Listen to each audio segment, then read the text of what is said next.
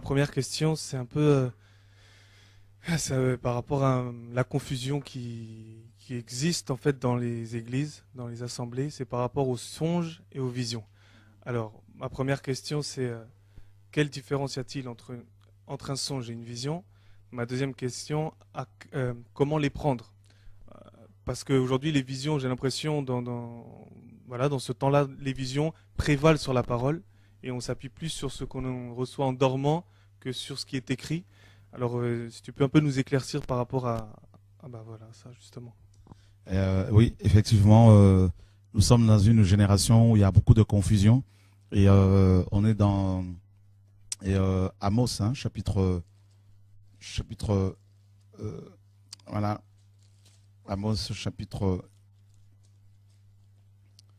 8, verset 11. Amos chapitre 8, verset 11.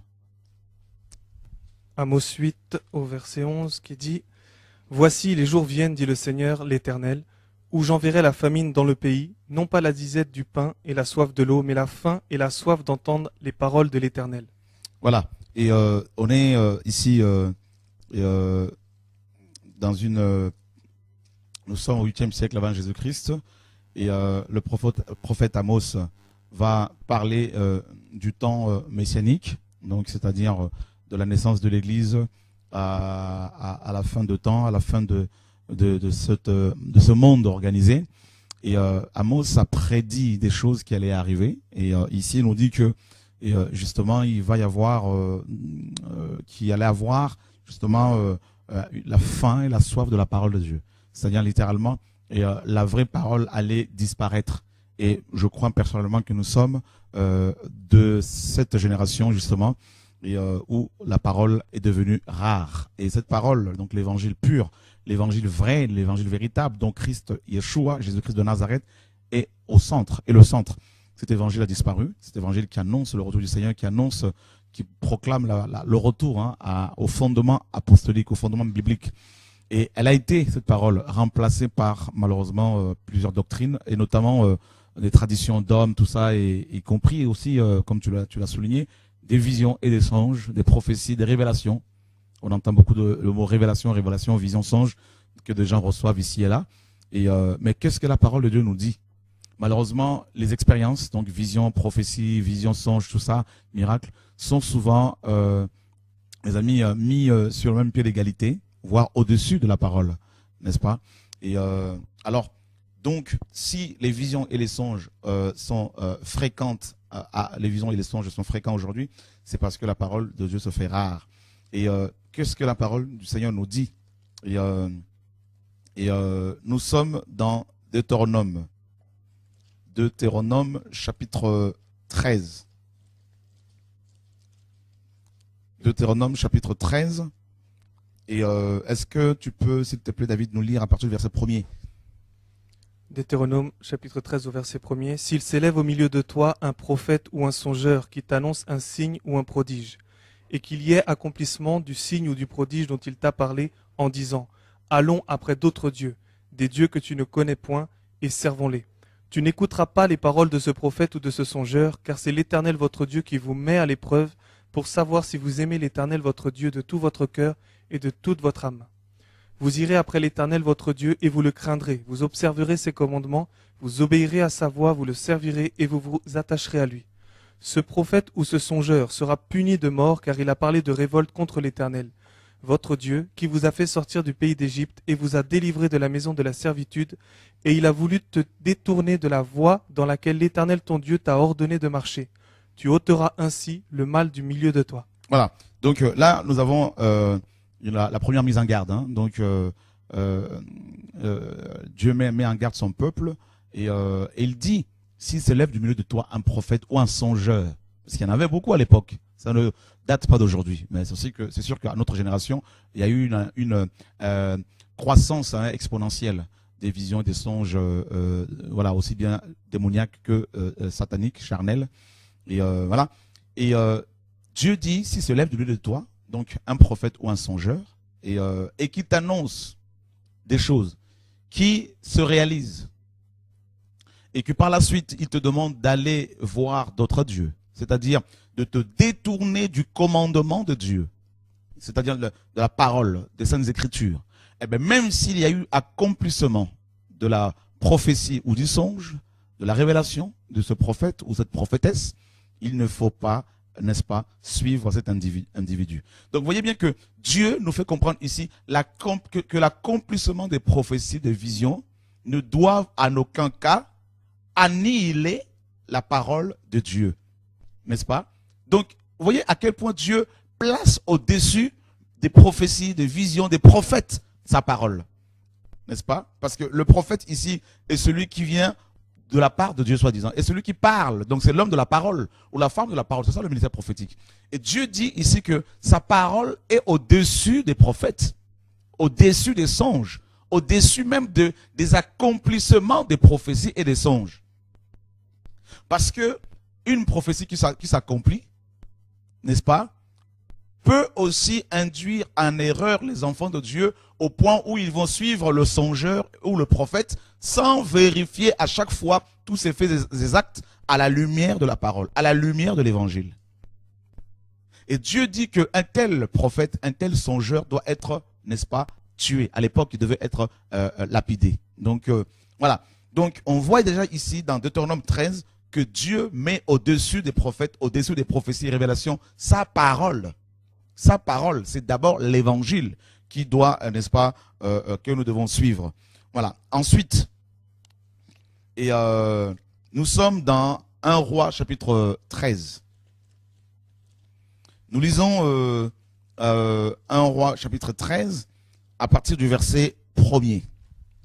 1 Roi 13 au chapitre 13, verset 1er. Voici, un homme de Dieu arriva de Juda à Béthel par la parole de l'Éternel pendant que Jéroboam se tenait à l'autel pour brûler des parfums. Il cria contre l'autel par la parole de l'Éternel et il dit, Autel, autel, ainsi parle l'Éternel. Voici, il naîtra un fils à la maison de David, son nom sera Josias. Il immolera sur toi les prêtres des hauts lieux qui brûlent sur toi des parfums et l'on brûlera sur toi des ossements d'hommes. Et le même jour, il donna un signe, en disant, c'est ici le signe que l'Éternel a parlé. Voici l'autel se fendra, et la cendre qui est dessus sera répandue. Lorsque le roi entendit la parole que l'homme de Dieu avait criée contre l'autel de Béthel, il avança la main de dessus l'autel en disant, saisissez-le. Et la main que Jéroboam avait étendue contre lui devint sèche, et il ne put la ramener à lui. L'autel se fendit, et la cendre qui était dessus fut répandue selon le signe qu'avait donné l'homme de Dieu par la parole de l'Éternel. Alors le roi prit la parole et dit à l'homme de Dieu, implore l'Éternel, ton Dieu, et prie pour moi, afin que je puisse retirer ma main. L'homme de Dieu implora l'Éternel, et le roi put retirer sa main, qui fut comme auparavant.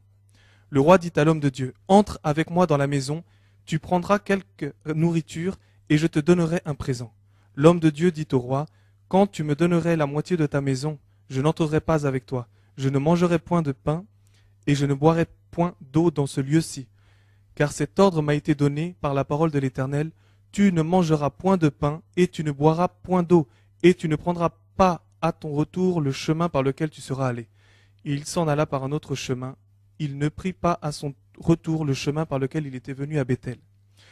Or il y avait un vieux prophète qui demeurait à Béthel. Ses fils vinrent lui raconter toutes les choses que l'homme de Dieu avait faites à Béthel ce jour-là, et les paroles qu'il avait dites au roi. Lorsqu'ils eurent fait le récit à leur père, il leur dit, par quel chemin s'en est-il allé? Ses fils avaient vu par quel chemin s'en était allé l'homme de Dieu qui était venu de Juda. Et il dit à ses fils, scellez-moi l'âne. Ils lui scellèrent l'âne et il monta dessus. Il alla après l'homme de Dieu et il le trouva assis sur un térébinthe. Il lui dit, es-tu l'homme de Dieu qui est venu de Juda? Il répondit, je le suis. Alors il lui dit, viens avec moi à la maison et tu prendras quelque nourriture. Mais il répondit, je ne puis ni retourner avec toi, ni entrer chez toi. Je ne mangerai point de pain, je ne boirai point d'eau avec toi en ce lieu-ci. Car il m'a été dit par la parole de l'Éternel, tu n'y mangeras point de pain, et tu n'y boiras point d'eau, et tu ne prendras pas à ton retour le chemin par lequel tu seras allé.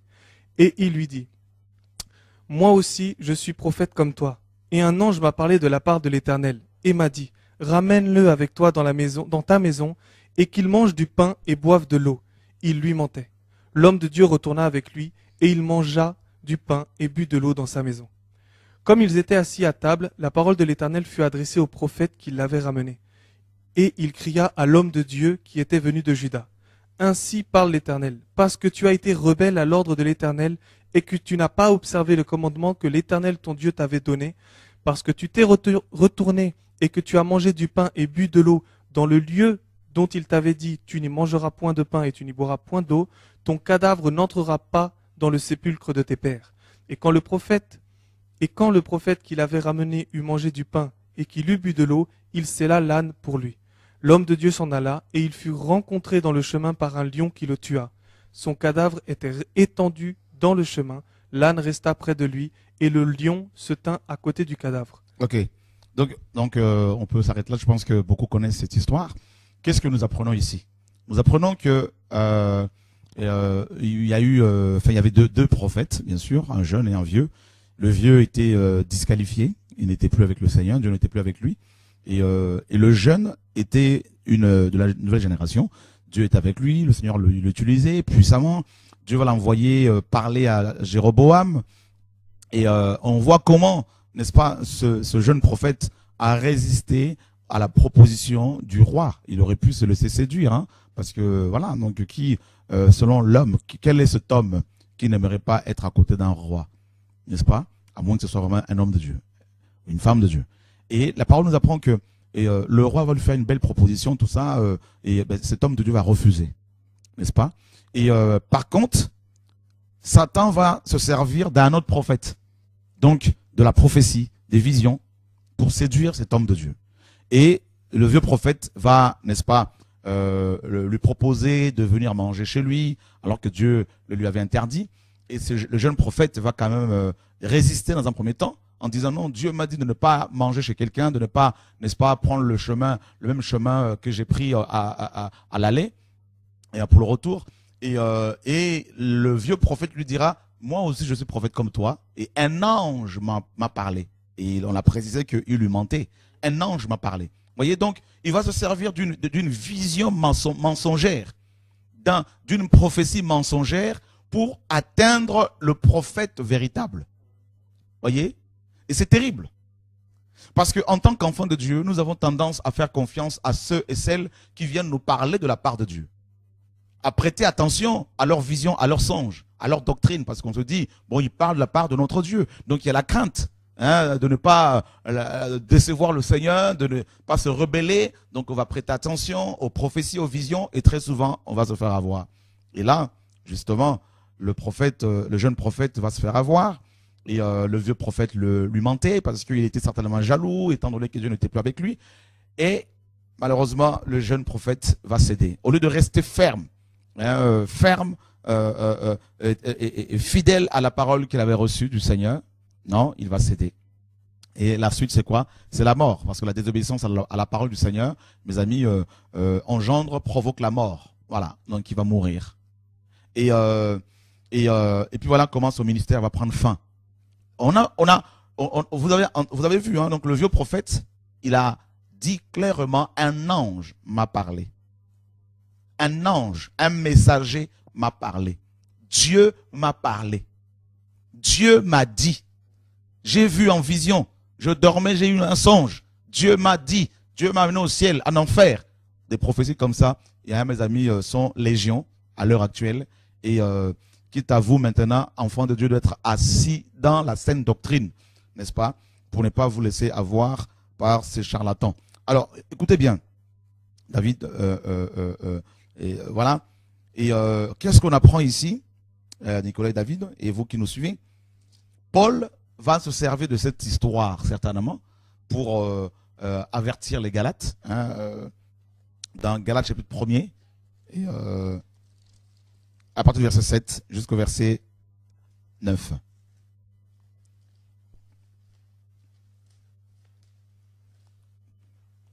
Galates chapitre 1er, verset 1, 7 à 9. Galates chapitre 1er, verset 7. Non pas qu'il y ait un autre évangile, mais même verset 6. Verset 6. Je m'étonne que vous vous détourniez si promptement de celui qui vous a appelé par la grâce de Christ pour passer à un autre évangile. Non pas qu'il y ait un autre évangile, mais il y a des gens qui vous troublent et qui veulent altérer l'évangile de Christ. Si un ange du ciel annonçait un évangile s'écartant de celui que nous vous avons prêché, qu'il soit anathème. Nous l'avons dit précédemment, et je le répète à cette heure, si quelqu'un vous annonce un évangile s'écartant de celui que vous avez reçu, qu'il soit anathème. Voilà, Paul était catégorique. Pourquoi? Parce que les Galates étaient très versatiles. Hein, donc, ils aimaient beaucoup entendre des propos, des discours. Voilà, donc ils prêtaient leurs oreilles à toutes sortes de choses, hein, de niaiseries, d'histoires, des choses qu'on rencontrait ici et là. Et donc, ils n'étaient pas vraiment stables. Et Paul les connaissait bien, parce qu'il a fréquenté pendant très très longtemps cette région, donc, de la Galatie.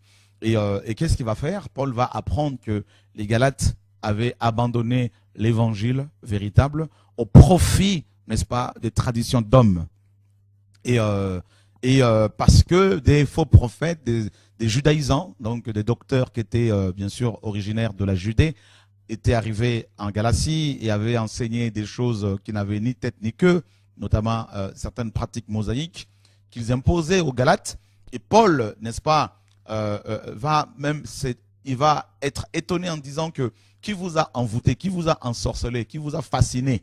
Les Galates étaient fascinés par justement des songes, des visions, des messages autres que l'évangile basé sur Jésus-Christ de Nazareth, le Dieu Tout-Puissant. Et Paul leur dit justement, et si nous-mêmes ou un ange du ciel vous annoncez un évangile s'écartant de celui que nous vous avons annoncé, qu'il soit anathème, c'est-à-dire maudit. C'est terrible, frère. C'est terrible. Donc Paul est en train de nous faire comprendre ici que, comme Dieu l'a dit hein, dans Deutéronome 13, on l'a lu, Paul est en train de mettre l'évangile au-dessus des anges. Il dit que même si un ange du ciel, qu'il soit Gabriel, qu'il soit Michael, vous annoncez un autre évangile, il ne faut pas les écouter. Il dit si un ange, un messager, vient avec un autre évangile, il ne faut pas l'écouter. C'est terrible, frère. Donc, il faut vraiment que les enfants du Seigneur soient saignés. Que les songes et les visions, les prophéties ne doivent en aucun cas remplacer la saine doctrine. L'évangile. Parce que très souvent, ceux qui utilisent l'expression « Dieu m'a dit, ainsi parle l'Éternel », ils vont souvent s'en servir pour manipuler, pour contrôler, pour imposer leur doctrine, n'est-ce pas? Et pour asseoir leur vision, leur doctrine. Or, on ne peut pas bâtir un ministère ou une église sur des visions, sur des songes, des révélations, tout ça là, parce que le diable est un expert en matière des songes, des visions, tout ça. Voyez? Allons voir ce que Paul dit aussi aux Galates, parce que vous voyez, Paul exerçait réellement son ministère d'apôtre, de prophète, et pour avertir. Nous sommes dans Colossiens, et chapitre 2, et nous lisons à partir du verset 8. Prenez garde que personne ne fasse de vous sa proie par la philosophie et par une vaine tromperie, s'appuyant sur les traditions des hommes, sur les principes élémentaires du monde et non sur Christ. Alors voilà, donc on voit bien que ces personnes peuvent se servir de leur vision, leur songe, et pour voilà, emprisonner les gens, pour voilà, capturer le peuple, captiver les gens, et ils s'appuient, hein, donc ces hommes et ces femmes, non sur l'évangile, sur Christ, mais sur les principes élémentaires du monde, sur les traditions, n'est-ce pas, des hommes. Hein, donc, et il dit au verset, justement, au verset 18, Verset 18, que personne sous une apparence d'humilité et par un culte des anges ne vous ravisse à son gré le prix de la course. Tandis qu'il s'abandonne à ses visions, il est enflé d'un vain orgueil par ses pensées charnelles, sans s'attacher au chef, dont tout le corps, assisté et solidement assemblé par des jointures et des liens, tire l'accroissement que Dieu donne. Voilà, que personne sous une apparence d'humilité ou par un culte des anges, voyez, ne vous ravisse à son gré. Hein, donc le prix de la course, tandis qu'il s'abandonne à ses visions, tandis qu'il s'abandonne à ses visions. Donc vous avez ces hommes et ces femmes qui font des CD, des enseignements ici et là, ils s'abandonnent à leurs visions et à leurs songes. Voyez, quand vous avez des gens, si vous avez des gens qui vous disent, oui, Dieu m'a dit que les femmes qui portent des pantalons, si elles meurent, elles vont en enfer, mais ça, ce sont des visions complètement démoniaques. Il n'y a pas besoin qu'on vous dise, mes amis, il n'y a pas besoin d'être prophète pour le savoir. Parce qu'il n'y a aucun verset dans la Bible qui nous dit qu'une femme qui porte un pantalon va aller à l'enfer. Parce qu'à la base, le pantalon n'est pas un vêtement d'homme. À la base. C'est un vêtement. Le pantalon, mes amis, a commencé ne date pas d'aujourd'hui, hein, mes amis. 3000 ans au moins avant Jésus-Christ. Et c'était apparemment les Chinois hein, qui sont les premiers à avoir inventé ce vêtement. Et ce n'était même pas pour les hommes, c'était pour monter à cheval. Voyez? Donc, c'est terrible. Donc, une femme, un prophète, une prophétesse qui fait des enseignements, qui vous dit que les femmes qui portent des pantalons vont à l'enfer, vous devez savoir, chrétien, que c'est carrément diabolique. C'est carrément le diable qui parle par sa bouche. Ce n'est pas Dieu. Parce qu'il n'y a aucun verset dans la Bible qui le dit. Dans la Bible, la parole est claire. Celui qui n'a pas Jésus-Christ, Jean chapitre 3 nous dit, Christ dit clairement, celui qui a le Fils a la vie, celui qui n'a pas le Fils n'a pas la vie. Hein, Jean chapitre 3 verset 36, on peut le lire rapidement. Donc, Jean 3, 36.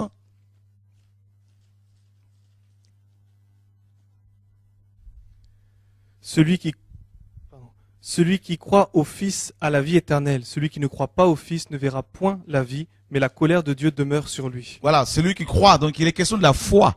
Hein? Il est question de la foi. Donc, c'est la foi qui est déterminante, frère. Hein? Donc, c'est la foi qui détermine les choses.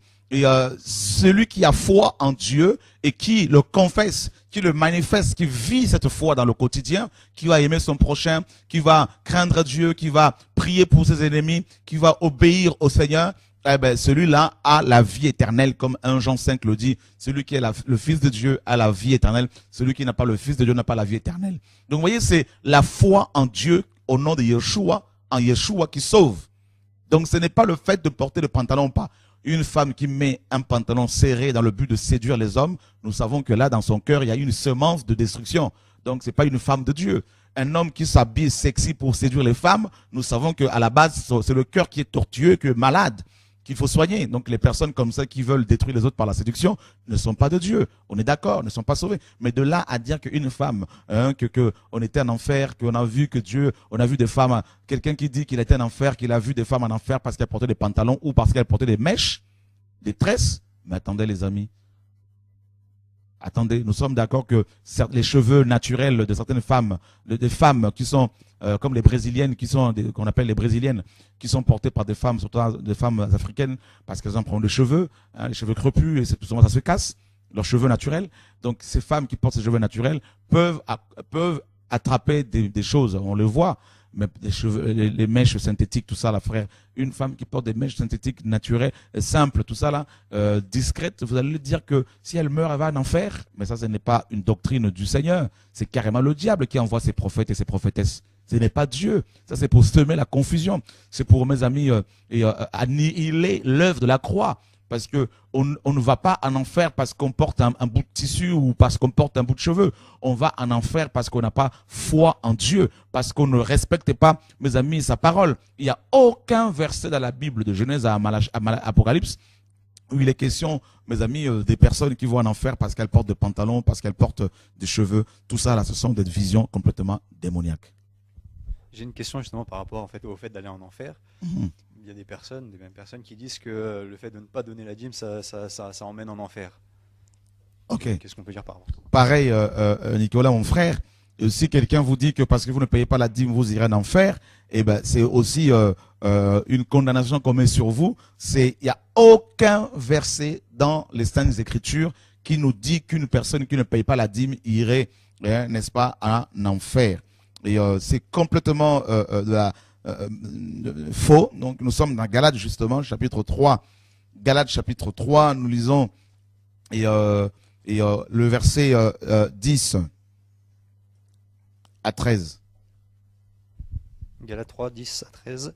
Mais tous ceux qui s'attachent aux œuvres de la loi sont sous la malédiction, puisqu'il est écrit « Maudit est quiconque ne persévère pas à faire toutes les choses qui sont écrites dans le livre de la loi. » Et que nul ne soit justifié devant Dieu par la loi, cela est évident, parce que le juste vivra par la foi. Or, la loi ne justifie pas par la foi, mais elle dit l'homme qui aura fait ces choses vivra par elles. Christ nous a rachetés de la malédiction de la loi quand il a été fait malédiction pour nous. car il est écrit, maudit est quiconque est pendu au bois. Voilà. Et qu'est-ce qu'on apprend ici? Paul nous apprend que tous ceux qui s'attachent aux œuvres de la loi sont sous la malédiction. Tous ceux qui s'attachent aux œuvres de la loi et la pratique de la dîme, donc la régularité du paiement de la dîme était une pratique mosaïque. Et nous sommes justement, parce qu'on nous dit que ceux qui s'attachent aux œuvres de la loi sont sous la malédiction. Et nous sommes on va prendre un verset dans Hébreux chapitre 7, le verset 5, justement. Hébreux 7, 5. Ceux des fils de Lévi qui exercent le sacerdoce ont, d'après la loi, l'ordre de lever la dîme sur le peuple, c'est-à-dire sur leurs frères, qui cependant sont issus des reins d'Abraham. Ok, donc on voit ici que l'ordre de prélever la dîme provenait de la loi. Donc c'est la loi mosaïque qui donnait l'ordre, qui obligeait les gens, les Hébreux, à payer la dîme.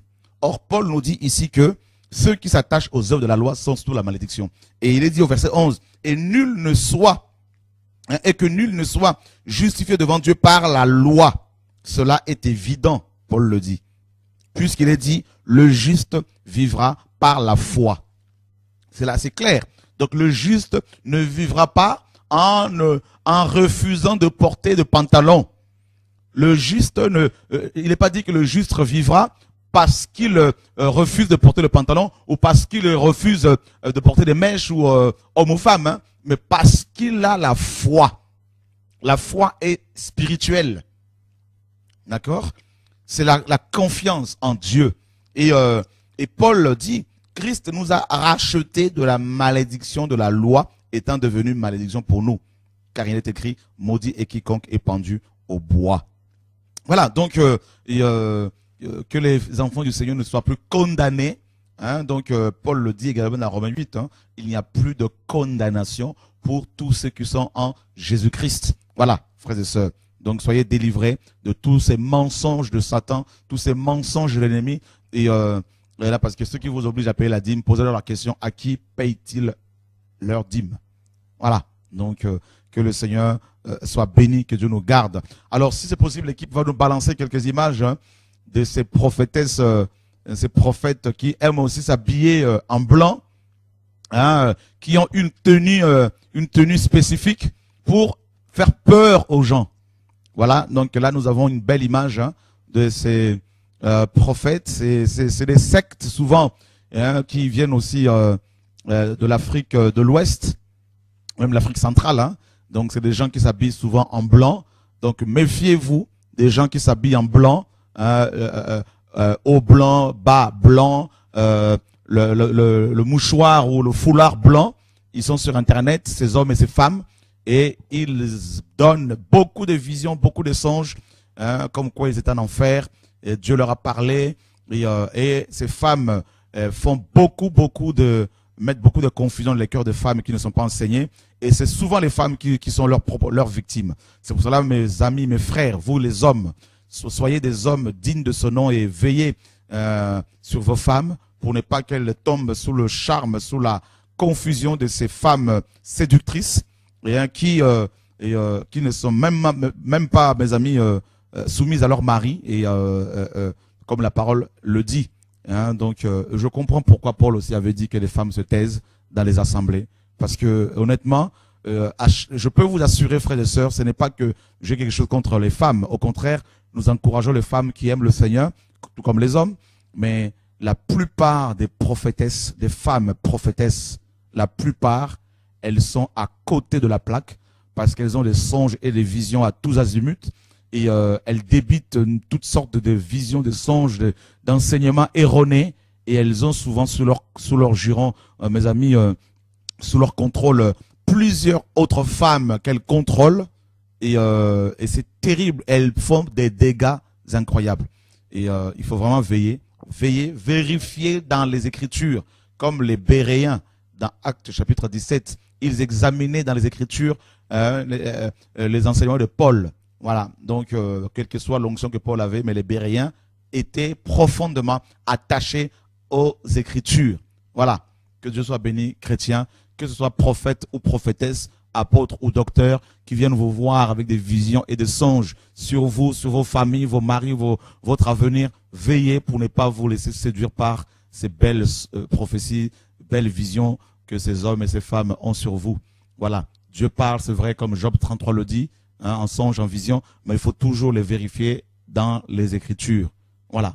Allô, bonsoir. Oui, bonsoir, pote, c'est Joël. Oui, Joël. Oui, ça va? Oui, très bien, merci. Et toi? Oui, ça va, par grâce de Dieu. Je voudrais te poser aussi une question vu que je vois que tu es en train de parler par rapport à l'enfer, tout ça. Je voudrais savoir, est-ce qu'une personne qui n'est pas baptisée peut aller en enfer? Parce qu'il y a une doctrine qui sort là du fait que ceux qui ne sont pas baptisés, eh ben, ils vont en enfer. Ah, c'est grave, c'est aussi une condamnation que l'on met sur les gens.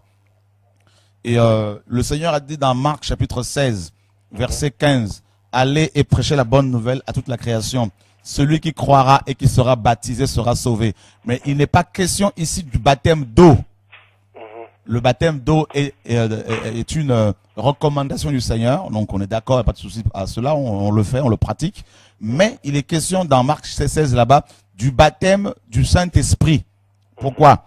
Parce que le Seigneur, dans Matthieu 3, 11, Jean dit, « Et moi je vous baptise d'eau pour vous amener à la repentance. Mais celui qui vient après moi est plus puissant que moi, et je ne suis pas digne de porter ses souliers.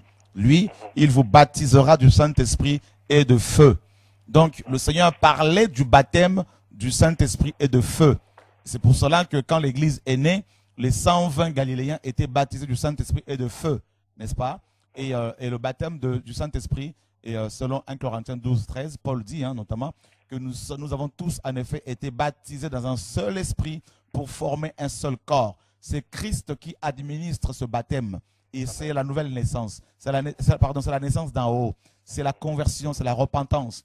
Et le baptême de l'Esprit nous intègre dans le corps de Christ. Et on le reçoit lors de la conversion. Donc, il n'est nullement question ici du parler en langue. Et ensuite, celui qui, mes amis, qui reçoit Christ, il se fait baptiser le même jour, comme dans les Écritures. Baptême d'eau, bien sûr. Mais ceux qui ont reçu Jésus-Christ et qui sont dans les pays où il n'y a pas d'eau, hein, ils font comment? Hein, ceux qui sont dans un désert, dans le désert, où il n'y a pas d'eau, il n'y a rien, pas de courant, pas de cours d'eau, il n'y a rien, et qui ont confessé Jésus-Christ de Nazareth et qui sont morts après, comment font-ils? Et d'ailleurs, le malfaiteur à qui le Seigneur a dit « Aujourd'hui, tu seras avec moi au paradis », cet homme, selon les Écritures, n'était pas du tout baptisé. Parce qu'il était en train de mourir sur la croix à cause de ses péchés. Donc c'était un païen.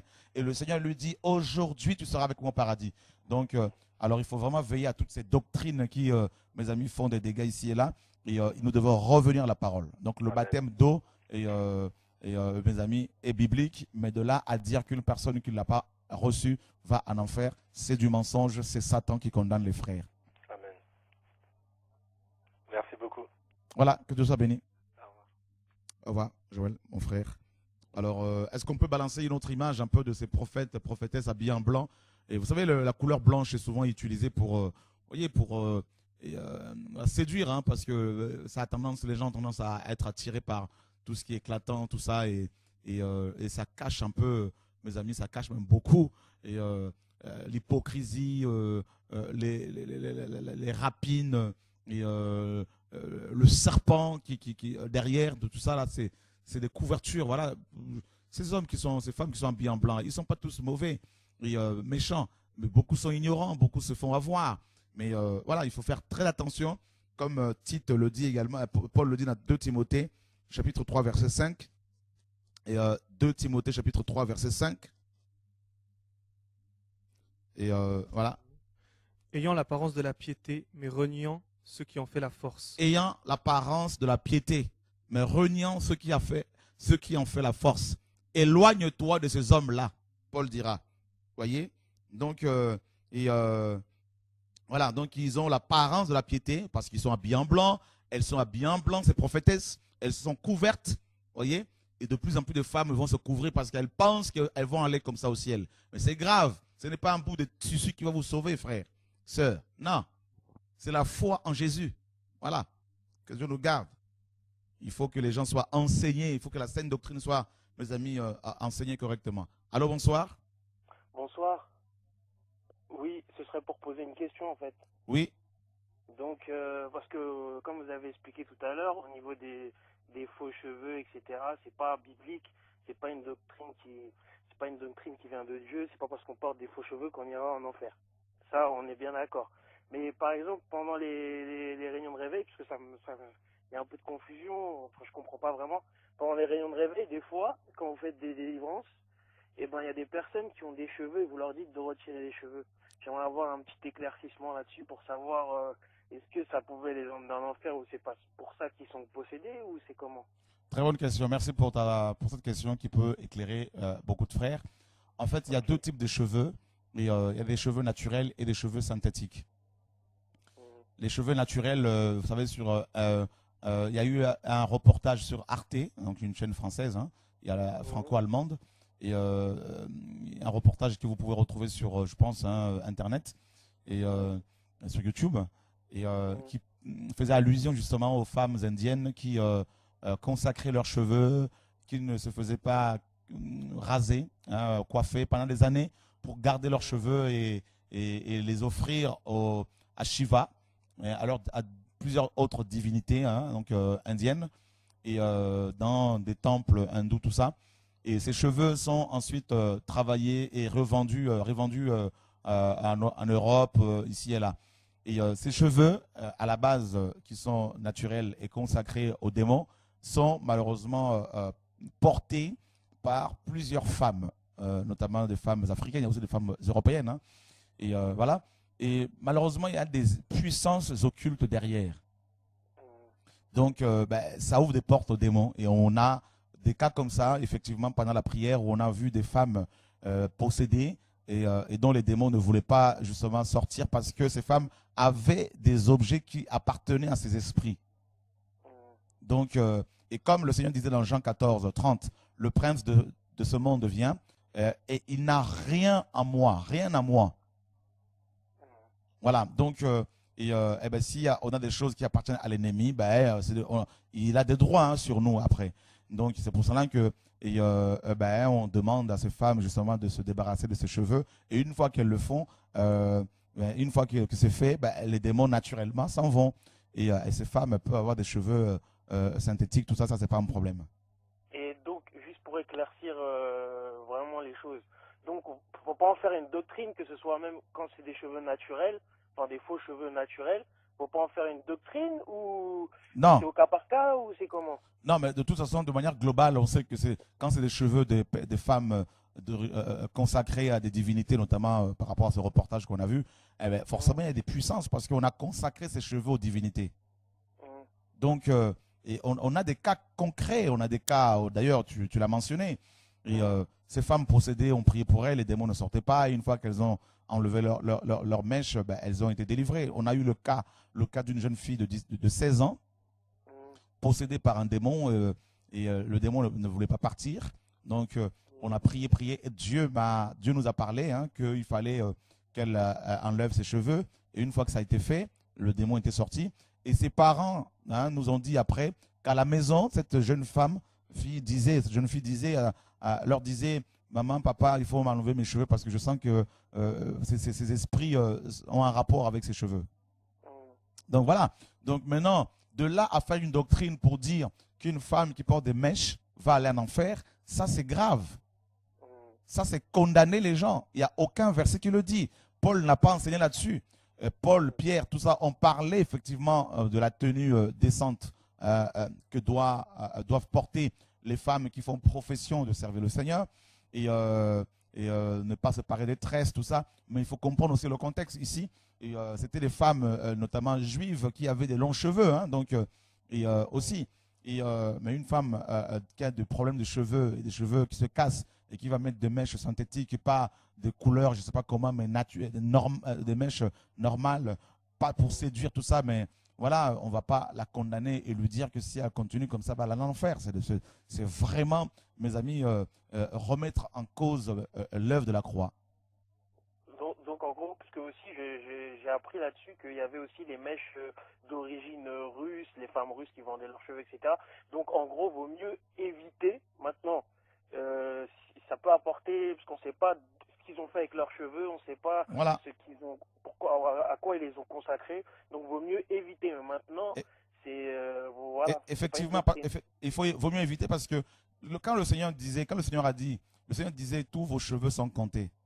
Mhm. Donc, vous voyez quand même qu'il y a, les cheveux sont quand même, il y a un rapport, quoi. Les cheveux, c'est comme la vie. Et on voit même chez les satanistes beaucoup des sorciers qui témoignent aussi, hein, on le voit. Et d'ailleurs, voilà, c'est la parole.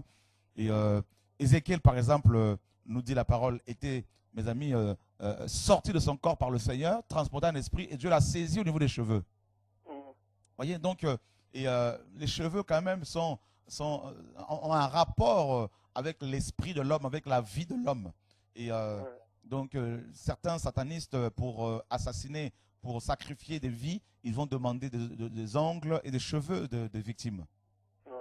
Donc, c'est pour cela que nous conseillons les frères et sœurs, les femmes notamment, à veiller à ne pas porter des cheveux naturels, tout ça. Et voilà. Maintenant, notre problème est, en fait, nous dénonçons le fait que certaines femmes prophétesses sur Internet, ici et là, qui sont habillées en blanc et qui vont faire des visions, des songes à gauche, à droite, des prophéties à tous azimuts et qui racontent des niaiseries, des histoires qu'elles auraient vues en enfer pour condamner nos sœurs, condamner les filles d'Abraham, condamner les enfants de Dieu, alors que ces femmes ne sont pas soumises à leur mari parce qu'on ne sait même pas si elles sont mariées et qui vont se mettre à débiter toutes sortes de mensonges. Et ça fait peur aux femmes qui ne sont pas assises dans la parole. Ouais. Voilà, En tout cas, merci pour l'éclaircissement, parce que quand on voit les réveils, tout ça, ça peut porter à confusion. Mais bon, maintenant, au moins, c'est clair. Et puis je pense que ça a éclairé d'autres personnes aussi qui voudraient savoir. Donc, que Dieu soit béni. Et puis, merci. Bonne soirée. Merci, frère. Voilà. Donc, il faut l'enseignement biblique. Il faut revenir à la sainte doctrine, à la parole. Hein, mes amis, le salut, on peut le perdre si on le veut, mais pour le perdre, il faut le vouloir. Et on ne va pas le perdre parce qu'on a mis des cheveux, on ne va pas le perdre parce qu'on a mis un pantalon, mes amis. Il faut qu'on arrête de dire des mensonges aux enfants du Seigneur. Et Satan a vraiment ses émissaires. Et voilà, il nous faut l'enseignement.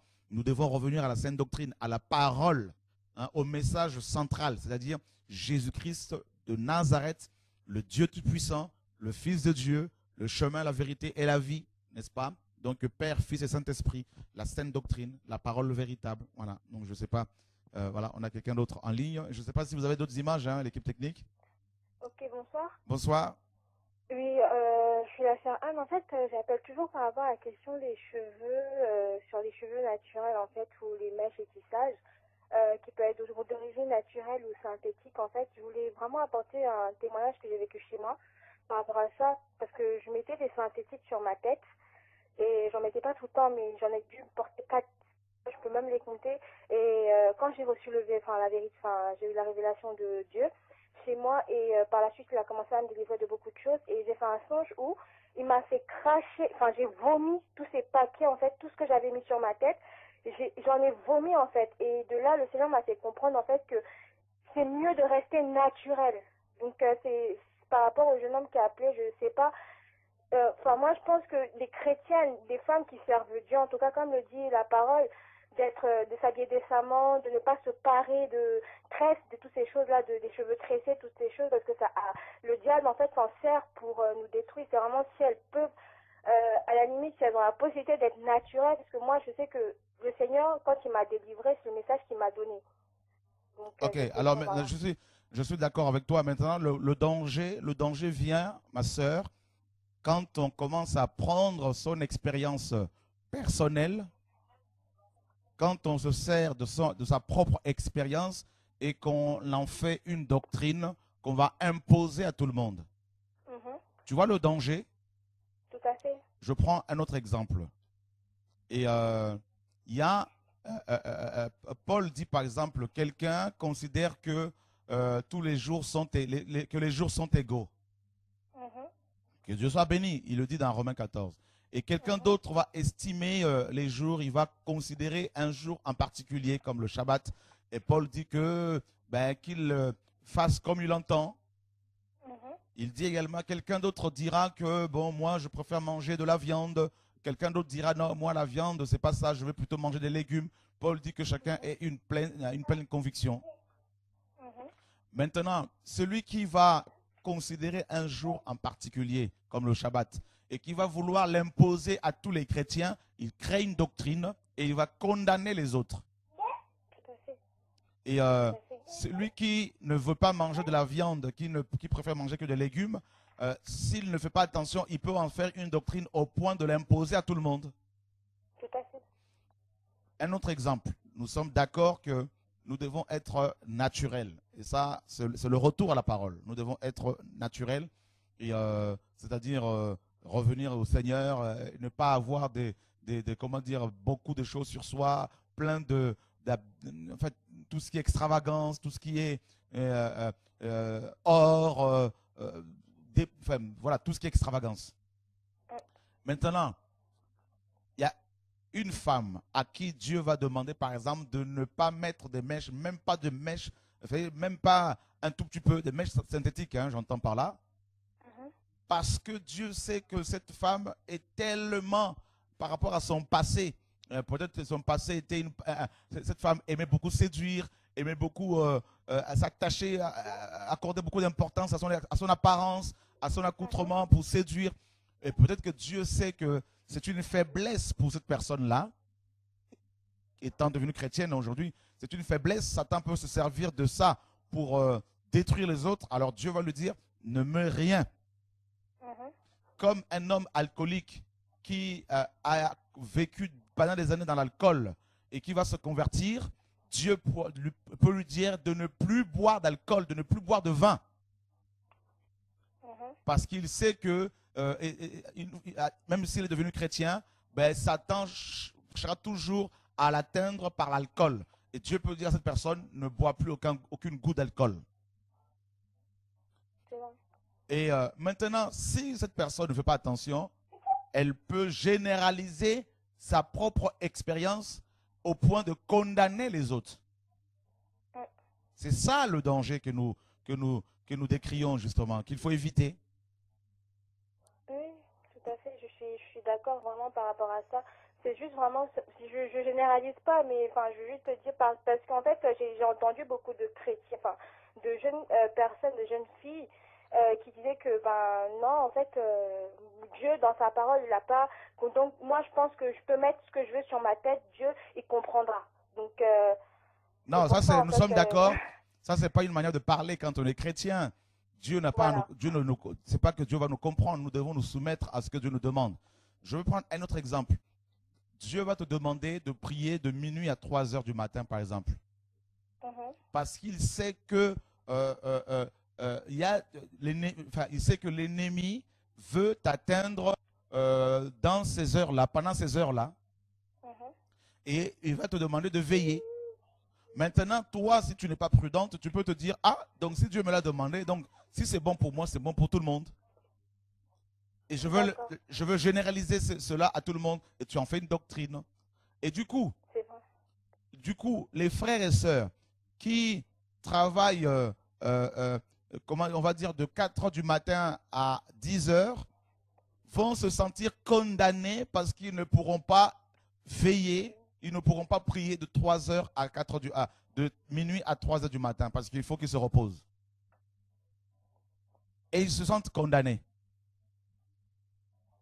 Donc, c'est pour cela qu'il faut vraiment, vraiment faire attention pour ne pas transformer nos propres expériences en des doctrines.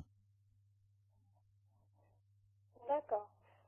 Voilà. Donc. D'accord. Et je vais profiter juste pour une autre question en fait parce que j'ai une autre question. C'est, enfin, le Seigneur a permis qu'il y ait une personne qui me contacte en fait que je connaissais pas et cette personne elle était en quête, voilà. Dieu s'est révélé à elle et elle a décidé, elle priait le Dieu des Juifs, Hachem, parce qu'apparemment ils peuvent pas dire Adonai. Si je raconte, je passe un peu les détails. Et elle allait chez les musulmans et arrivée là-bas, le Seigneur l'a déroutée carrément et sur Facebook, vu que je mettais la véritable parole, bah, elle m'a contactée par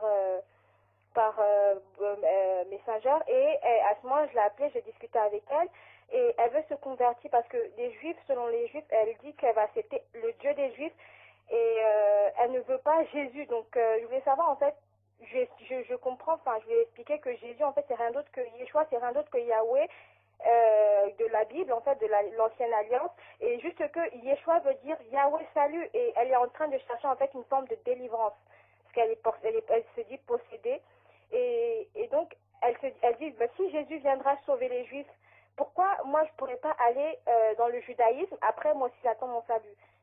Est-ce que c'est logique? Enfin, je veux dire, est-ce que si elle, parce que ma question c'est par rapport à ce qu'elle écoute, si elle se convertit au judaïsme, est-ce qu'elle aura aussi la possibilité d'avoir le salut au travers, quand Jésus reviendra? Voilà.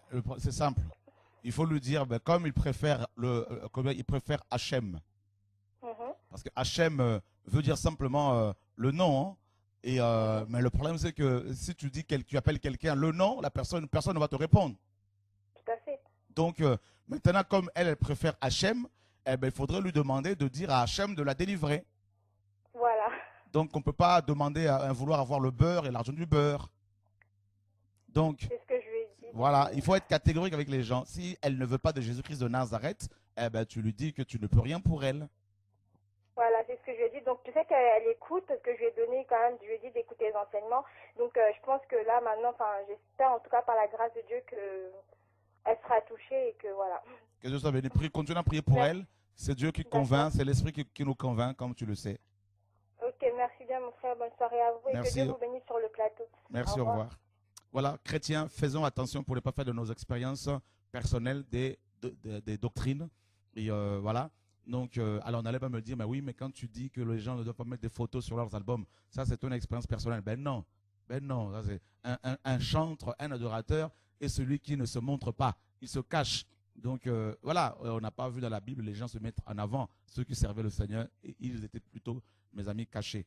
Voilà, que Dieu soit béni. Et voilà, il y en a qui disent, oui, mais la dîme, c'est sa propre expérience. Pourquoi il veut la généraliser? Le fait de dénoncer la dîme, tout ça, comme étant une pratique de la loi. Frères et sœurs, la parole est claire. La dîme est une pratique de la loi. Ce n'est pas une expérience personnelle de Shora. C'est la doctrine apostolique. Voilà. Donc, c'est la parole. Donc, il ne faut pas confondre les choses. Il faut revenir à la parole. Faites attention, mes amis, comme on vous l'a dit, à toutes ces visions, prophéties, révélations qu'on peut vous donner ici. Il y a des gens qui vont au ciel, en enfer, et qui vous disent des songes, hein, des visions de leur cœur. Hein, et comme justement Jérémie 23 le dit, hein, donc là Jérémie a dit des choses terribles ici. Et voilà, donc Jérémie 23, 9, sur les prophètes. Mon cœur est brisé au-dedans de moi, tous mes os tremblent. Je suis comme un homme ivre, comme un homme pris de vin, à cause de l'Éternel et à cause de ses paroles saines. Car le pays est rempli d'adultère, le pays est en deuil à cause de la malédiction. Les plaines du désert sont desséchées. Ils courent au mal, ils n'ont de la force que pour l'iniquité. Prophètes et sacrificateurs sont corrompus. Même dans ma maison, j'ai trouvé leur méchanceté, dit l'Éternel. C'est pourquoi leur chemin sera glissant et ténébreux. Ils seront poussés et ils tomberont, car je ferai venir sur eux le malheur, l'année où je les châtierai, dit l'Éternel. Dans les prophètes de Samarie, j'ai vu de l'extravagance. Ils ont prophétisé par Baal. Ils ont égaré mon peuple. Voilà, donc ils ont égaré mon peuple. Et c'est ça terrible, les visions, les songes qui ne sont pas dans la parole, qui ne correspondent pas à la sainte doctrine, peuvent vous égarer, peuvent susciter en vous de la fausse espérance, un espoir, mes amis, faux, un faux espoir. Mais dans les prophètes de Jérusalem, j'ai vu des choses horribles. Ils sont adultères, ils marchent dans le mensonge. Ils fortifient les mains des méchants afin qu'aucun ne revienne de sa méchanceté. Ils sont tous à mes yeux comme Sodome et les habitants de Jérusalem comme Gomorrhe. Voilà. Et c'est pourquoi ainsi parle l'Éternel des armées sur les prophètes. Voici, je veux les nourrir d'absinthe et je leur ferai boire des eaux empoisonnées. Car c'est par les prophètes de Jérusalem que l'impiété s'est répandue dans tout le pays. Ainsi parle l'Éternel des armées. N'écoutez pas les paroles des prophètes qui vous prophétisent. Ils vous entraînent à des choses de néant. Ils vous entraînent à des choses de néant. Ils disent les visions de leur cœur et non ce qui vient de la bouche de l'Éternel. Ils disent les visions de leur cœur, les visions de leur cœur, les visions de leur cœur. Ils disent à ceux qui méprisent l'Éternel et Ils disent à ceux qui me méprisent, l'Éternel a dit, vous aurez la paix. Et ils disent à tous ceux qui suivent les penchants de leur cœur, il ne vous arrivera aucun mal. Oh, c'est terrible. Voilà, frères et sœurs, c'est terrible. Et qu'est-ce que Dieu dit plus tard? Et voilà, et au verset 25, j'ai entendu ce que disent les prophètes qui prophétisent à mon nom le mensonge, disant, j'ai eu un songe, j'ai eu un songe. Hein? C'est ça, hein? Je dormais, j'ai eu un songe, j'ai eu un songe. Dieu m'a dit, Dieu m'a montré. Jusqu'à quand ces prophètes veulent-ils prophétiser le mensonge, prophétiser la tromperie de leur cœur? Ils pensent faire oublier mon nom à mon peuple par les songes que chacun d'eux raconte à son prochain, comme leurs pères ont oublié mon nom pour Baal. Que le prophète qui a eu un songe raconte ce songe, et que celui qui a entendu ma parole rapporte fidèlement ma parole. Pourquoi mêler la paille au froment, dit l'Éternel, n'est-ce pas? Ma parole n'est-elle pas comme un feu, dit l'Éternel, et comme un marteau qui brise le roc? C'est pourquoi, voici, dit Yahweh, hein, l'Éternel, j'en veux aux prophètes qui se dérobent mes paroles l'un à l'autre. Voici, dit l'Éternel, j'en veux aux prophètes qui prennent leur propre parole et la donnent pour ma parole. La donnent pour ma parole. C'est terrible. Et voilà, et c'est terrible, c'est terrible, c'est terrible. Ils prennent leur propre parole, leur propre vision, les désirs de leur cœur. Parce que ces femmes, parce que ces hommes ne veulent pas voir des femmes, je ne sais pas, servir Dieu ou des hommes servir Dieu, ben ils vont commencer à fabriquer des songes, des visions, qui vont commencer à balancer à tous azimuts. Et les gens ont peur, les gens tremblent. Oh là là, je parle en enfer, en enfer. Les gens deviennent, mes amis, peureux. Mais l'Esprit de Dieu nous donne l'assurance. L'Esprit de Dieu rend témoignage à notre esprit que nous sommes enfants de Dieu. L'Esprit de Dieu nous amène le repos. Donc, et voilà. Et dans Ézéchiel 14, qu'est-ce qu'Ézéchiel nous dit? Et voilà. Et Ézéchiel, 13, de l'Éternel me fut adressé en ces mots. Fils de l'homme, prophétise contre les prophètes de Jérusalem qui prophétisent et dit à ceux qui prophétisent selon leur propre cœur. Écoutez la parole de l'Éternel. Malheur, ainsi par le Seigneur l'Éternel, malheur aux prophètes insensés qui suivent leur propre esprit et qui ne voient rien. Ils suivent leur propre esprit et ils ne voient rien. Quand ils disent qu'ils voient, en fait, ils ne voient rien. Parce que celui qui voit, il enseigne la parole. Il appuie ses dires par des versets, avec des versets. Il appuie ses dires sur des versets. Il s'appuie sur la parole. Il va dans Genèse, il va dans Malachie, il va dans Matthieu, il va dans Apocalypse. Il va vous démontrer la parole, il va vous partager la parole. Il va vous enseigner la parole. Voyez? Et c'est ça. On a des visions ici. On a eu une vision d'une jeune fille, hein, Nephtali, que Dieu a amenée au ciel. Et tout ce qu'elle a raconté, mes amis, elle a vu ça. Elle nous a décrit le livre d'Apocalypse. Voilà. C'est pour cela que nous avons mis cette vision en ligne. Parce qu'elle a reçu, alors c'est une enfant. Elle était au ciel, elle a vécu le livre d'Apocalypse. Comme Jean, quand il est allé au ciel, les choses que Jean a vues, si vous lisez le livre d'Apocalypse, vous verrez que ça correspond à Ézéchiel. Il y a des endroits où c'est Ézéchiel. Vous voyez? Par exemple, dans Apocalypse 22, où on nous parle de l'eau qui sort du trône et qui va, mes amis, et d'un arbre dont les feuilles guérissent, restaurent les nations. Il est question d'Ézéchiel 47. Quand vous lisez dans les prophéties, vous voyez les prophéties de Jean dans Apocalypse, vous voyez l'arbre de vie, on le voit dans Genèse. Donc vous voyez bien que les prophéties, les visions de Jean, consignées dans le livre d'Apocalypse, mes amis, confirment les Écritures. On voit Daniel dans Apocalypse, on voit Ézéchiel, on voit Ésaïe. Voyez? Mais ceux qui viennent avec des prophéties, des visions, où il n'y a pas la parole à l'appui, quand ils vous disent que vous irez en enfer parce que vous mettez des mèches, demandez-leur des versets. C'est parce que Paul a enseigné, c'est parce que Pierre a enseigné. C'est terrible de dire à quelqu'un qui va en enfer, mes amis, alors que la personne n'a pas, mes amis, blasphémé contre le Seigneur, n'a pas, mes amis, péché volontairement et volé l'argent du Seigneur ou aller avec une femme d'autrui. Et non, quand même, mes amis, non. On va en enfer parce qu'on pêche et parce qu'on ne veut pas se repentir quand Dieu nous interpelle. Et si on meurt dans le péché, eh ben, on va en enfer. Voilà. Mais on ne va pas en enfer parce qu'on met des pantalons, parce qu'on met des... Et si on s'habille pour séduire les autres, là, on fait le mal, on veut détruire les âmes. Et là, dans ce cas-là, si on meurt comme ça, on va en enfer. Voilà, frères et sœurs.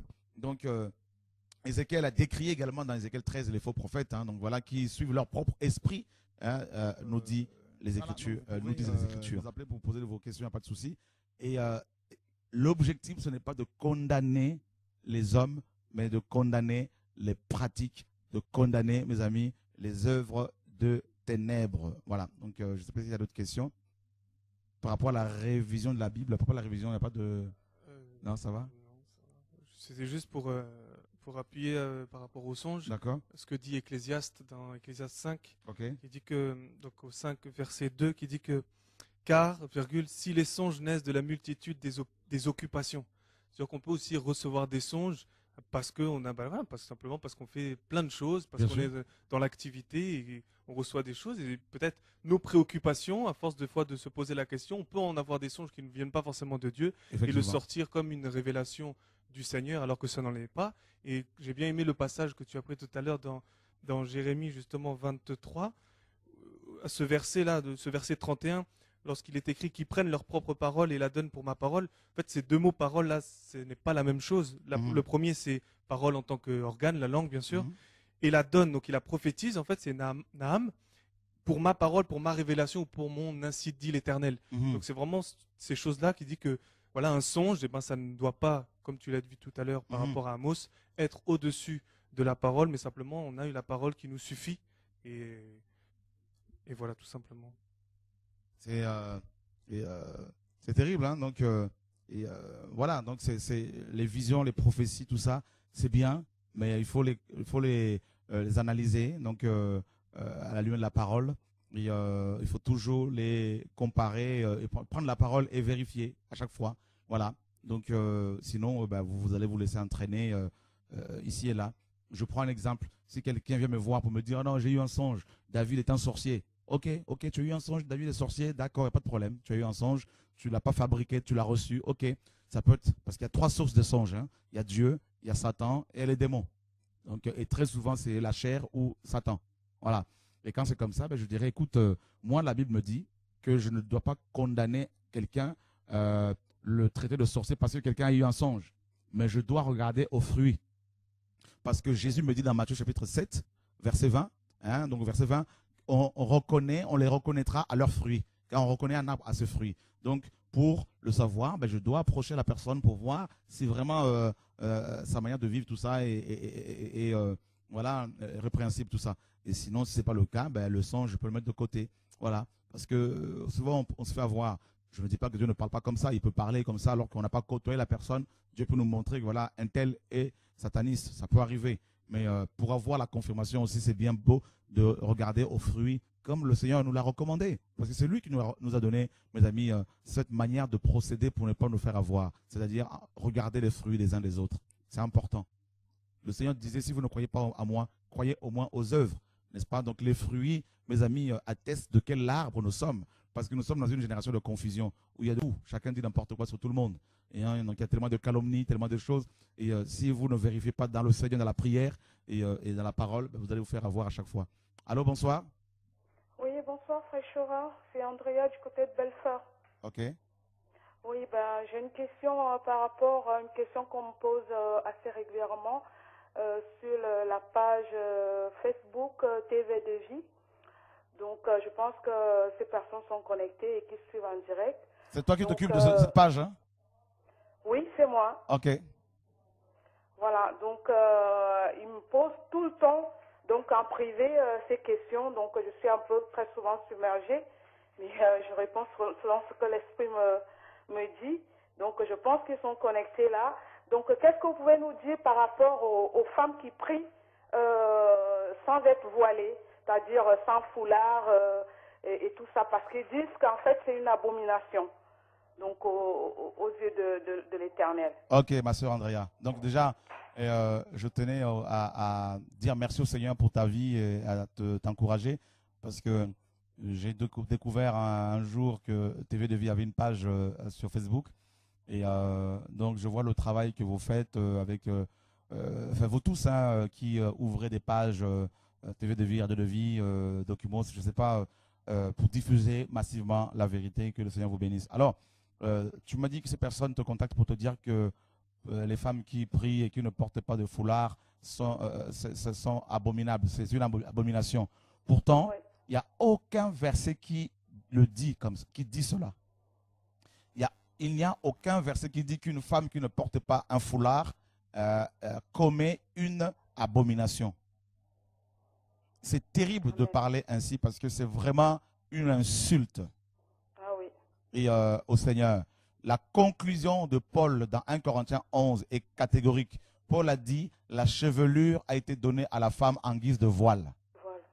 Donc, moi, je préfère voir la conclusion de Paul, comment il a conclu les choses, parce qu'à l'époque, les femmes prostituées étaient rasées. Donc, c'est comme ça qu'on le reconnaissait facilement. Et maintenant, si l'on veut traduire ce passage-là littéralement, c'est-à-dire qu'une femme ne doit pas prier sans être voilée, et si c'est le bout de tissu pour ceux qui le pensent, et alors je dirais que ces femmes ont des problèmes parce que, imaginez-vous, une femme qui est malade, chrétienne, qui est malade, et qui est en train de se faire opérer, qui s'apprête à être opérée au niveau de la tête. Elle est sur le lit d'hôpital. Elle est sur le bloc opératoire et la tête rasée, parce qu'on rase les gens quand on veut les opérer, donc au niveau de la tête. Maintenant, cette femme qui est rasée au niveau de sa tête et qu'on doit opérer, ne doit-elle pas prier parce qu'elle n'est pas couverte avec un mouchoir? Ah, ça. Ok, elle est sous la douche. Et le Seigneur qui est esprit, qui vit en elle, lui demande d'intercéder parce que Paul dit prier sans cesse. L'esprit la saisit pendant qu'elle a les cheveux mouillés, pendant qu'elle est en train de laver ses cheveux. Maintenant, l'esprit la saisit. Comment elle fait là? Elle coupe la douche, l'eau, elle va se couvrir pour commencer à prier, tout ça. Ah, alléluia. Gloire à Dieu. En fait, Les tout écailles ça, tombent. c'est complètement religieux. C'est complètement religieux, c'est condamner les enfants de Dieu. Et ça, c'est d'une, excusez-moi du terme, c'est du n'importe quoi. Et voilà. Et c'est vraiment méconnaître la parole du Seigneur. Et c'est souvent, excusez-moi du terme, il y a beaucoup d'Européens qui enseignent cela aussi, notamment les églises assemblées de Dieu. Mais c'est aussi une doctrine qui touche beaucoup d'Africains qui font des vidéos sur Internet à gauche, à droite, des femmes particulièrement. Et qui soi-disant étaient en enfer, que Dieu elles ont vu des gens en enfer, des femmes en enfer qui n'avaient pas de foulard. Mais écoutez-moi, mais c'est terrible, ces femmes n'ont pas été en enfer. Ce sont des sorcières. Vous devez le comprendre, vous qui suivez les enseignements. Ce sont des sorcières qui viennent pour vous perturber. Ce sont des envoyés de Lucifer. C'est pour créer la diversion. C'est pour créer la zizanie, la confusion dans vos cœurs. Ce que Paul n'a pas enseigné, il ne faut pas l'accepter. Ce que Pierre n'a pas enseigné, il ne faut pas l'accepter. Paul n'a jamais dit qu'une femme qui ne porte pas un tissu sur sa tête va aller en enfer. Tout à fait. Tout comme Paul n'a jamais dit qu'un homme qui a de longs cheveux irait en enfer. Paul disait que c'était une honte. C'était par rapport à la culture de l'époque. Quand Paul dit que une femme pour être nommée diaconesse, dans 1 Timothée 5, pour une femme pour être reconnue comme veuve, il faut qu'elle ait eu à laver les pieds des saints. Maintenant, donc, aujourd'hui, si on doit soutenir les veuves, on doit demander à ces veuves de nous laver les pieds d'abord. Donc, il faut placer les choses dans leur contexte aussi géographique, historique, linguistique, tout ça là, culturel. Sinon, on va faire dire aux gens les choses que le Seigneur n'a pas dites. Et c'est pour cela, ces femmes, justement, ces prédicateurs, notamment hommes ou femmes, qui enseignent comme ça, notamment ces femmes prophétesses, demandez-leur souvent là, mais est-ce qu'elles sont mariées? Est-ce qu'elles ont des hommes qui sont suffisamment formés pour pouvoir les aider? Tout à fait. Parce que c'est terrible. Une femme qui a la grâce et qui n'est pas couverte par son mari, pas par un pasteur, mais par son mari, qui est son chef, selon 1 Corinthiens 11, 1 à 3, cette femme-là peut faire des dégâts comme pas possible. Non, tout à fait, tout à fait. Et alors... Je venais vraiment... Voilà, vas-y. Oui, je venais vraiment le Seigneur parce que il y a tellement de questions parce que il n'y a pas longtemps, avec le frère Nicolas qui est sur le plateau, donc il va m'aider dans la charge de la page aussi. C'est bien. Donc ça s'est fait hier. Donc, parce qu'il y a énormément du boulot, donc il y a des attaques, il y a des messages, où, voilà, il y a trop de questions, mais l'œuvre du Seigneur continue et on tient ferme. On ne va pas fléchir le genou devant Baal. Amen. Donc, voilà, je tenais vraiment à vous encourager et on continue, voilà, l'œuvre. Amen. Bien, viens nous voir un de ces jours sur le plateau de TV de Vie, qu'on partage un peu ensemble. Amen, amen, amen. Ok, merci. Bonne soirée, que Merci, Dieu au vous revoir. garde. Merci. Voilà, c'est quand même impressionnant, frère. Et donc, Paul dit, jugez vous-même, est-il convenable qu'une femme prie sans être voilée? Dans ce cas-là, si vous voulez, parce que vous comprenez mal Paul, Pierre le dit, hein, que les gens, dans 2 Pierre 1, 15 là-bas, 14, 15, Pierre dit, des gens mal affermis ne comprennent pas les écrits de Paul, parce qu'il avait une sagesse quand même particulière. Et ils vont tordre le sens de ces écrits, et notamment du reste des Écritures. Et alors, une femme qui se fait opérer et qui maintenant n'a pas de tissu sur sa tête, doit-elle demander au docteur d'arrêter l'opération pour aller chercher son tissu? Une femme qui est sortie faire des courses et sur le chemin, Dieu lui demande de prier pour quelqu'un qui est en train de se suicider quelque part. Doit-elle courir d'abord pour dire à Dieu, attends d'abord que je prenne mon mouchoir? Honnêtement, les amis. En fait, c'est pour appuyer ça. En fait, là où on voit que ce verset-là dans 1 Corinthiens, c'est pleinement contextuel. C'est que l'apôtre Paul, il dit que c'est une honte en fait pour l'homme d'avoir les cheveux longs. Or, quand on voit dans la Bible, Samson avait les cheveux longs. Tous ceux qui faisaient le vœu de Nazira, ils avaient les cheveux longs. Les cheveux longs. Donc, soit Paul contredit la Bible, soit ce qu'il disait c'était contextuel. Et il dira encore que c'est une honte pour l'homme donc de se voiler. Mais le souverain sacrificateur, quand il entrait dans le lieu saint, le lieu très saint, il se voilait la tête. Donc, c'est soit Paul, ces propos-là étaient contextuels par rapport à l'époque et à Corinthe, ou soit Paul a contredit, dans ce cas-là, la parole de Dieu a dit que Dieu a mal fait en décidant que le souverain sacrificateur devait être voilé, ou peut-être Dieu s'est trompé quand il disait au Nanzira de ne pas se couper les cheveux. Quoi. Effectivement. Alors que Paul, on sait très bien qu'il ne s'est pas contredit. Voilà, il n'a pas contredit la parole. Parce que le souverain sacrificateur se voilait la face et la tête, effectivement. Et il avait sa tiare hein, aussi. Et puis Moïse, mes amis, là, il était aussi couvert, hein, de temps à autre avec un tissu.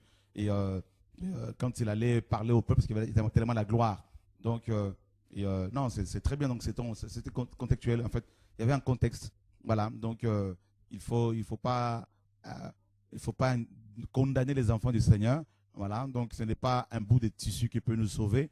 Et voilà. Donc, honnêtement, mes amis, attribuer le salut et associer un bout de tissu au salut, c'est vraiment, mes amis, c'est annihiler l'œuvre de la croix. Hein, c'est réduire en poussière tout le travail que Jésus-Christ a fait, toutes ces souffrances, toutes ces années de souffrance, de galère, de pleurs, de larmes pour nous sauver. Voilà. Donc, maintenant, si Dieu demande à une femme de mettre sur sa tête un tissu véritable pour une raison X, hein, maintenant, cette femme ne doit pas en faire une doctrine. Une femme qui se dit, moi, je vais mettre un tissu vraiment pour couvrir ma tête, mais chacun est libre.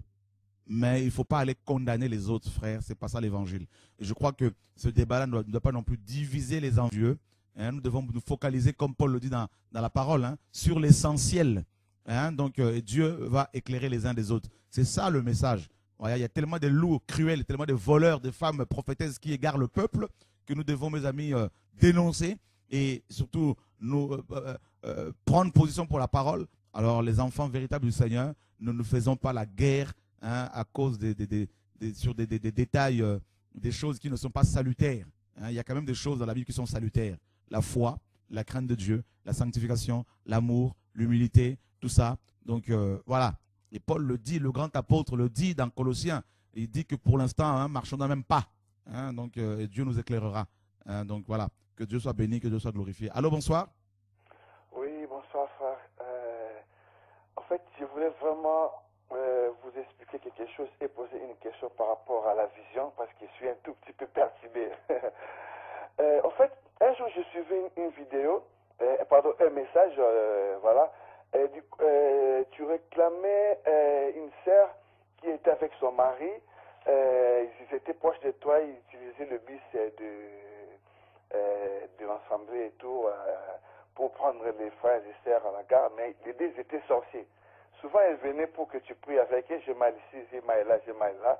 Après, tu t'es dit, ah non, tu peux avoir par rapport à ces sœurs. En fait, je voulais revenir par rapport à ce que tu viens de dire, si quelqu'un dit à l'autre que telle personne est sorcier, qui s'approche à cette personne-là pour voir aussi les fruits. Mais c'est souvent, c'est trompeuse, parce que les sorciers, ils sont aussi, ils savent aussi comment apparaître l'apparence de la piété. Quand vous êtes à voir par rapport à ces couples après, c'était le Seigneur qui vous a révélé comme quoi ces couples, ce sont les sorciers. Comme ils avaient donné le chikwang à un couple. Ils ont mangé le chikwang D'accord. En fait, Voilà. c'est simple. Nous devons être bibliques. Il se déguise en ange de lumière. Paul le dit effectivement dans 2 Corinthiens 11. Nous sommes d'accord. Comme Satan se déguise en ange de lumière, ses ministres se déguisent en ministres de justice. Ok. Mais toutefois, même s'ils se déguisent, même s'ils prennent une apparence pieuse, et la Bible nous dit dans 1 Timothée, nous devons être toujours bibliques. 1 Timothée chapitre 5. Et donc, est-ce que on peut prendre Nicolas le verset 24? Les péchés de certains hommes sont manifestes, même avant tout jugement, mais il en est d'autres qui ne paraissent que dans la suite. Ah, De même, les bonnes œuvres sont manifestes, et si elles ne sont pas d'abord, elles ne peuvent demeurer cachées. voilà. Amen. Donc, la parole est claire. Donc, je crois que je ne vais pas commenter là-dessus. Amen. Voilà, que Dieu soit béni. Amen, frère. Sois béni. Que Dieu soit béni. Bon courage. Merci. Avec Merci, le au revoir. temps, les œuvres mauvaises finissent par se manifester. Ils ne peuvent pas rester longtemps cachés. Ces faux enfants de Dieu. Voilà. Leurs œuvres elles sont manifestes, elles sont dévoilées avec le temps. Voilà. Donc, il n'y a pas de souci.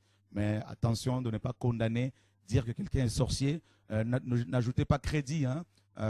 N'accordez pas du crédit aux propos, aux visions, aux songes que les gens reçoivent sur les frères et sœurs comme étant des sorciers, des sorcières. Il faut prier que Dieu vous parle aussi. Quand même, vous avez l'Esprit de Dieu.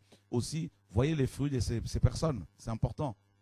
Parce qu'on peut, quand c'est comme ça, mes amis, alors qu'on est enfant de Dieu, on peut aussi devenir enfant du diable ou exercer la fonction de Satan en accusant les vrais enfants de Dieu. Voilà.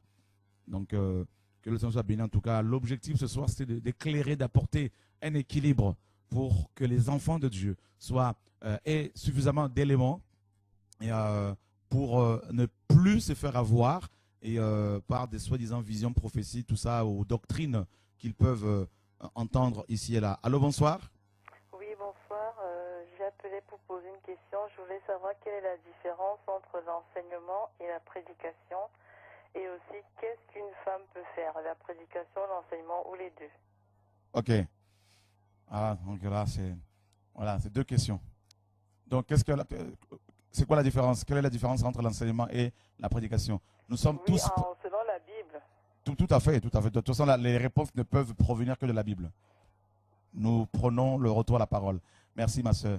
Donc, prêcher, c'est parler de la part du Seigneur. Et prêcher, c'est crier. Tous les chrétiens sont prédicateurs. Tous les chrétiens. Nous sommes tous prédicateurs, selon 1 Pierre chapitre 2, verset 9. 1 Pierre 2, 9. Vous, au contraire, vous êtes une race élue, un sacerdoce royal, une nation sainte, un peuple acquis, afin que vous annonciez les vertus de celui qui vous a appelé des ténèbres à son admirable lumière. Voilà. Donc, nous avons été sauvés, nous sommes sauvés pour annoncer Christ. Comment?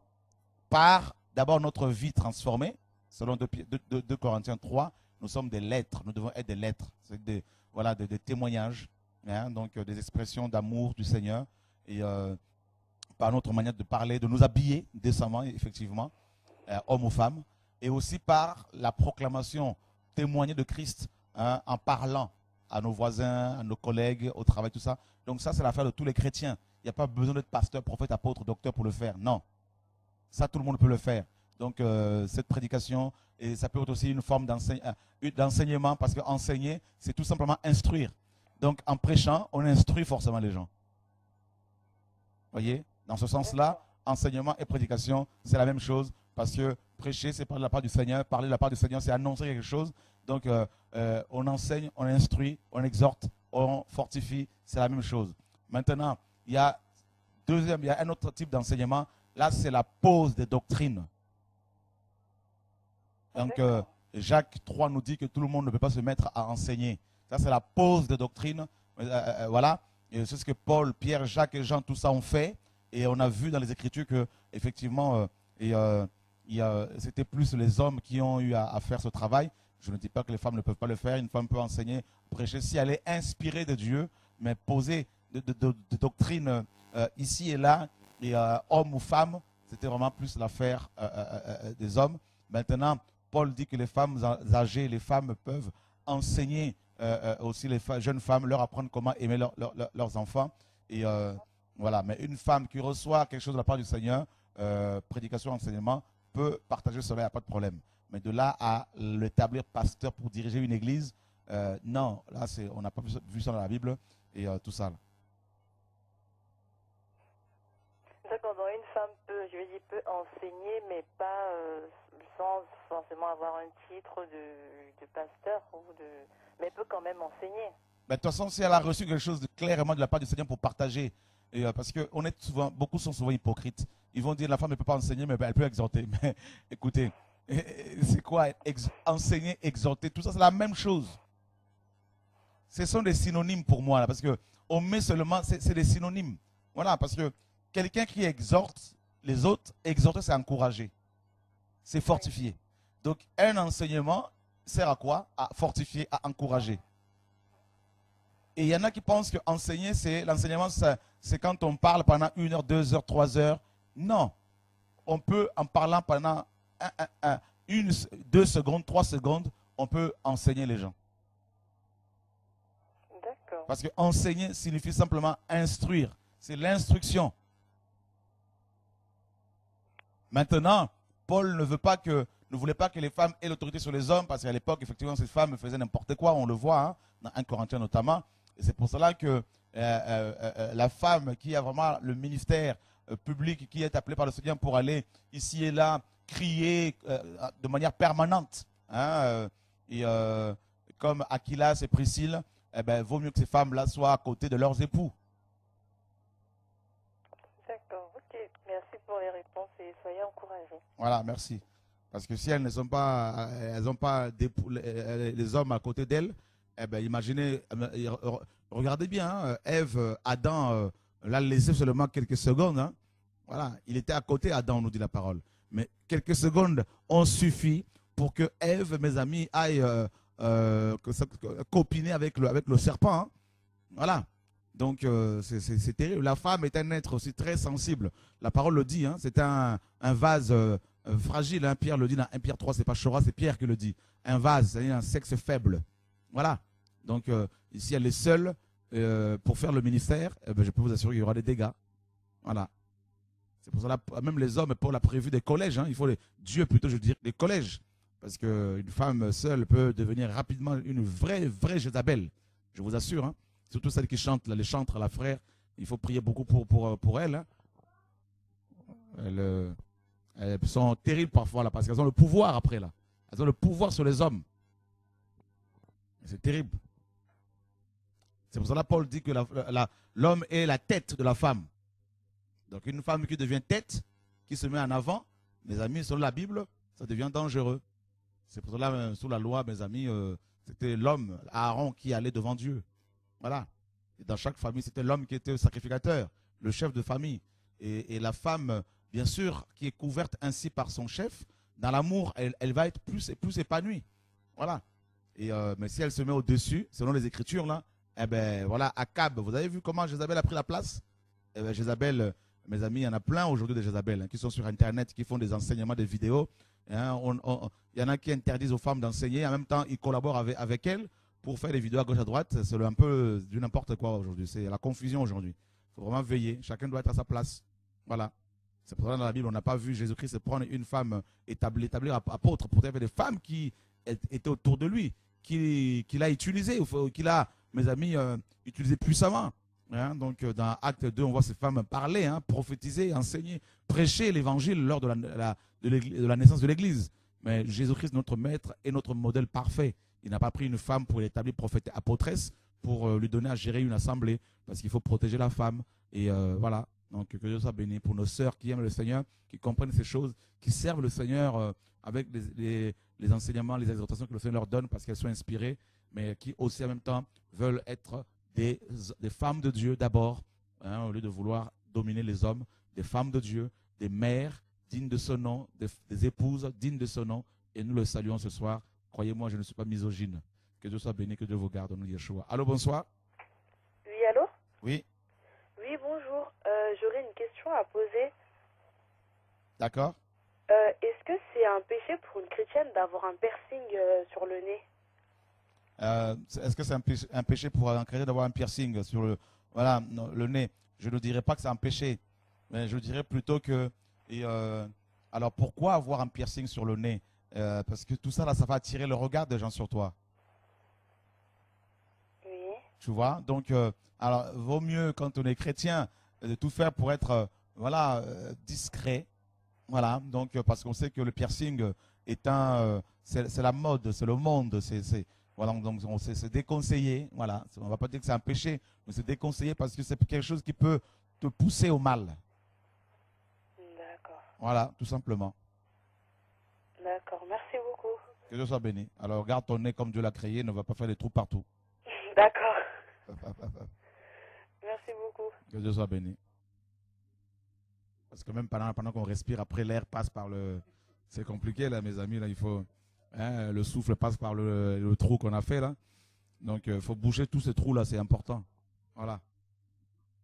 Il faut garder les orifices naturels. Que Dieu soit béni. Alléluia, gloire à Dieu.